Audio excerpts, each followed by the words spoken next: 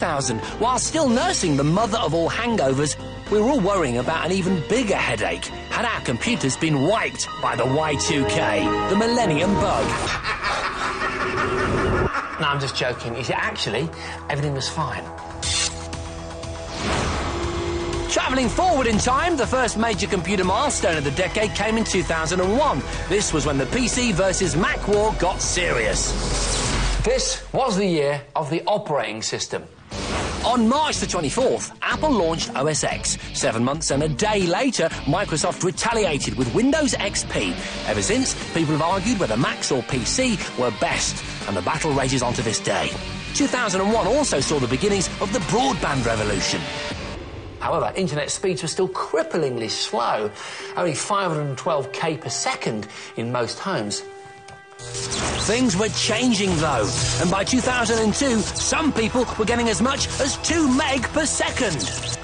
But it was over the next 5 years that computing really moved on. Take-up for the new, quicker broadband increased by 600%. And by winter of 2006, 13.1 million people have been connected to the new broadband service. It's probably no coincidence that about the same time, a new genre of information-sharing websites had firmly implanted themselves in the nation's psyche. First, MySpace in 2003, then Facebook in 2004. Google Earth followed in 2005, and in the same year, how we share video changed forever when YouTube was launched. Within 3 years, YouTube was receiving 1 billion video views per day. PCs and laptops also changed monumentally over the decade.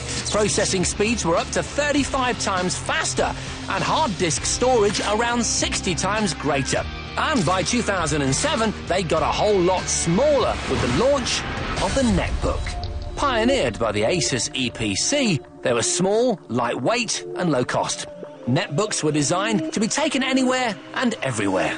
But the big news since the millennium has been wireless internet. First, our lives were changed forever by Wi-Fi. Then came 3G internet through the mobile phone networks, which by 2007 was quick enough for us to surf all over the land.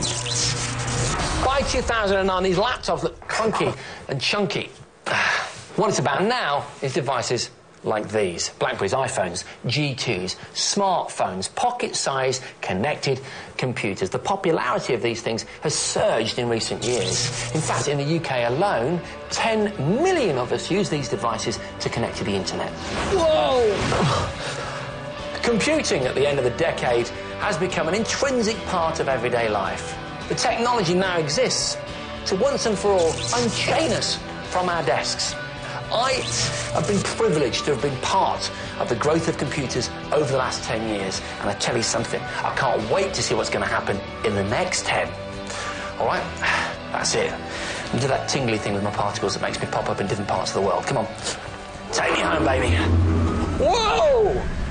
With so much innovation over the last 10 years, there's a huge number of computing gadgets that have literally changed our lives. But what did you choose to be the Gadget Show's computer gadget of the decade? Well, this was another hotly contested category, and the top 3, again in no particular order, are Facebook, the USB flash drive, and YouTube. Who do you think's going to win, team? The flash drive. It's small, yeah, it's small, but it's so mighty these days. Yeah, obviously really handy, but these two are so popular, aren't they? Facebook and YouTube. I mean, YouTube's massive. For me, the phenomenon of the last 5 years, let alone the last 10 years, is got to be YouTube. No. Well, let's see who's right. I have the envelope and... John, I want to change my mind. Too late. The Gadget Show's computer gadget of the decade is... YouTube! Yay! Congratulations to YouTube. Well done. Yeah, round of applause. Yeah, absolutely. We absolutely agree. I think we agree with your decision. John, where's that one going? Well, YouTube used to have their headquarters above a pizzeria in San Mateo, California, but now they've got a bit bigger. They've moved down the road to San Bruno.